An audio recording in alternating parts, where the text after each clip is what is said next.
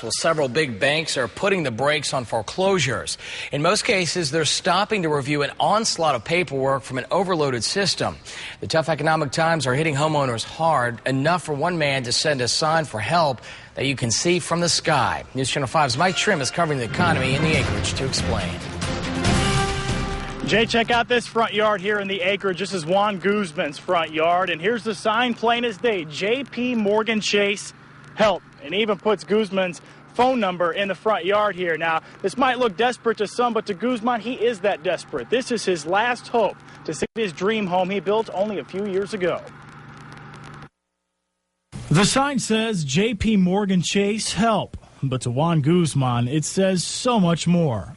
Trying to save my house, my family, and my savings, life savings. Guzman built this home back in 2007, but his monthly mortgage payments, $3,600 a month, were too much to handle.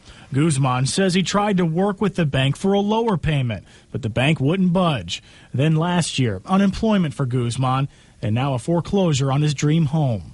We are Americans. We should try to help each other, and you banks, you already got the help from the government. Now it's time for you to show up.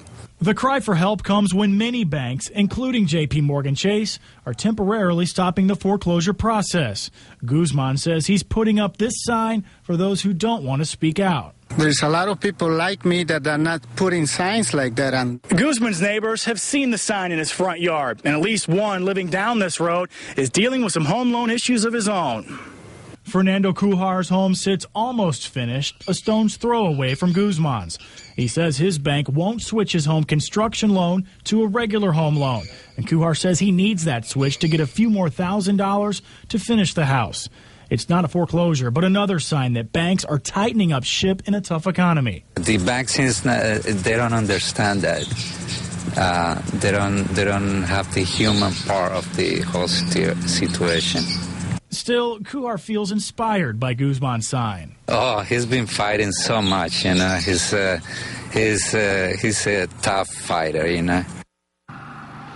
Well, things aren't looking up for Guzman. He tells me he just found a job about 2 months ago, and he wants to continue negotiating with his bank. But in the meantime, his family is keeping this house in tip-top condition they built only 3 years ago, just in case somebody else has to move in. And Roxanne and Jay, if they move in, this sign is not included. We're live in the acreage tonight. Mike Trim, WPTV News Channel 5.